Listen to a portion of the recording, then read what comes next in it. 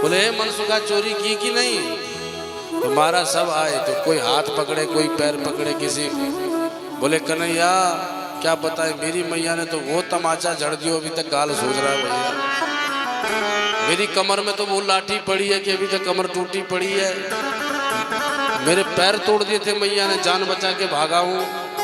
भगवान बोले दारी के तुमको चोरी भी करना नहीं आता? अब खिसिया गए सारे ग्वाल बाल। बोले हमारे बाप दादा ने कभी चोरी ना करी कन्हैया, तेरे बाप दादा ने करी है तो तब बता। भगवान बोले मेरे बाप दादा ने भी नहीं करी, पर हाँ तुम्हें चोरी करना नहीं आता तो मैं सिखाऊंगा।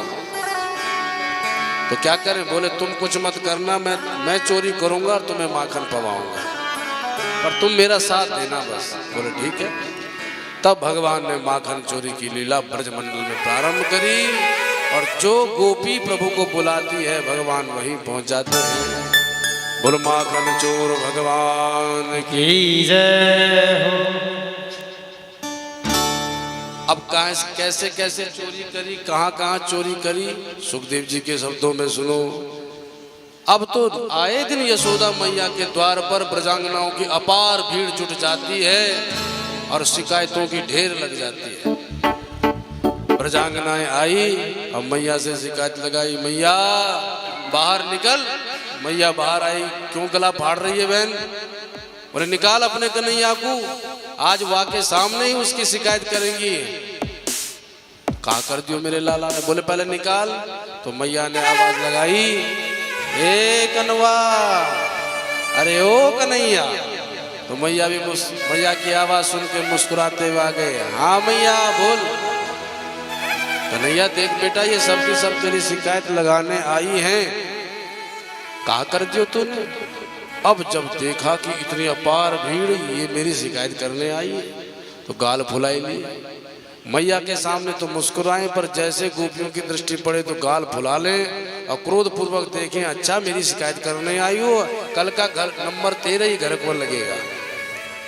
और गोपांगनाएं कहती है देख कन्हैया इसके हाव भाव कैसे बदल रहे हैं, और जैसे देखे तो रोनी सुनत बना ले, तो मैया को दया आ जाए।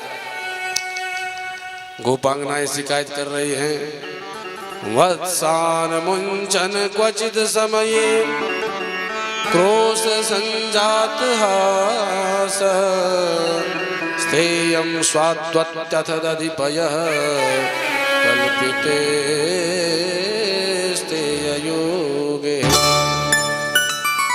मरकान भोक्षण विभजित सचे नाति भाण्डं भिनत्ति द्रव्यालाभे सगृह कुपितो या तो काम। मैया वत्सान मुंचन क्वचित समय, असमय में ही आकर के हमारे बछड़ों को खोल करके भाग जाता है। तो जब तक हम दूध दुहने जाती हैं, गाय दुहने जाती हैं, तब तक तो ये सारा दूध बछड़ों को पिला देता है, फिर हमको कुछ नहीं मिलता। ऐसो उद्यम करे, अरे मैया ये तो कछु उद्यम नहीं है। एक बोली मेरी सुन। बोले सुना। बोले ये आए मेरे घर में जितना मक्खन दिखाई पड़े सब खा जाता है। तो मैया बोली देख बहन, मेरो लाला तेरो लाला, अरे माखन पाने आया है तो पवा दिया कर, और बदले में ढेर सारों मुझसे ले लिया कर। बोले यशोदा कहा माखन की बात कर रहे हैं, मेरे घर में कोई भुखमरी है? हम भी जानते तेरो लाला अपनो लाला। एक दिन तो हमने ऐसा कियो कि जितना माखन था सब थाली में सजा करके इसके सामने धर दियो, और कहे ए लाला तू चोरी काहे को किया करे, अगर माखन ही पाना है तो आराम से पा बैठ करके।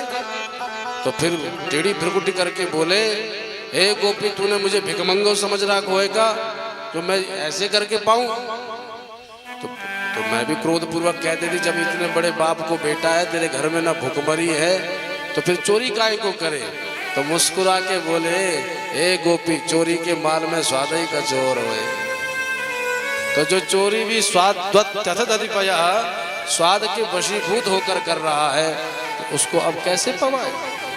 मैया फिर घूर करके देखे कन्हैया को, तो फिर रोने सूरत बना ले। हे मैया हमारी भी सुन। अरे पा रहा है तेरा लाला तो पावे, कोई दिक्कत नहीं, पर न जाने इसकी बानरों से क्या रिश्तेदारी है। न जानी ऐसी आवाज निकाले कि जैसे आवाज निकालता है तो तमाम वृक्षों से बानर आ जाते हैं हमारे घर पर, अब वो भी पाने लगते हैं। मित्र मंडली को पवाता है, बानरों को पवाता है। और यशोदा मैया साची साची कहे हमें उससे भी दिक्कत नहीं है, अपना लाला पवा रहा तो पवाए। पर इतना पवाता है सब खाली करके कि बानर भी नाक सिकोड़ के भागने लगते हैं। बार बार मटका सूंघते फिर चले जाते हैं, सूंघते फिर चले जाते हैं। तो फिर अंत में ये महाशय आते हैं और ये फिर मटका सूंघते हैं और फिर नाक सिकोड़ के कहते हैं बताओ ये घर है कि मरघटा, ऐसो सड़ो सड़ायो माखन धर राखो है कि बानर भी ना खाए। अब बताओ मैया सब खा लियो तब ये ऐसी निंदा करे। हम तब भी कुछ न कहें, पर अंत में ये ऐसो कह करके भांडम भिनती सारे मटकों को फोड़ देता है, एक भी साबुत नहीं बचता। अरे मटके तो छोड़ दिया कर। मैया आश्चर्य में गड़ गई, मेरा लाला ऐसो उधम क्यों करे। पर जब कृष्ण को देखती हैं तो समझ नहीं पाती कि ऐसा कर सके। ऐसे विविध शिकायतें करती हैं। तो मैया बोली ऐसा करो अपने मटकों को ऊपर लटका दिया करो। तो मेरा लाला इतना छोटा कैसे पहुंचेगा। बोले ये उसमें भी नंबर 1 है, जितने ग्वाल वाले सबको घोड़ा बनायो करे ताकि ऊपर खुद चढ़ जायो करे और फिर एक डंडा नीचे से मारे तो महाराज मटका नीचे से चूने लगता है, पर मुंह फाड़ करके सब पाने लगते हैं। मटका खाली और मटका ऊपर। ऐसा उधम किया करे।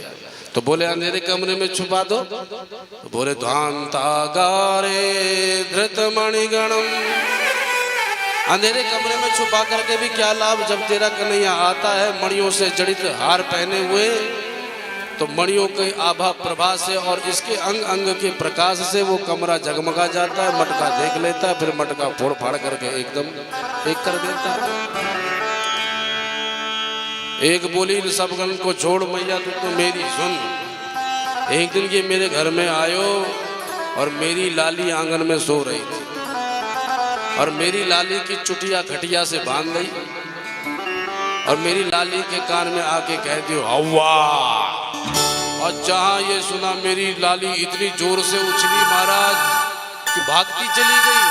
और जैसे उछल के भागी तो चुटिया तन गई खटिया से और लाली को लगा हवा ने पकड़ लियो।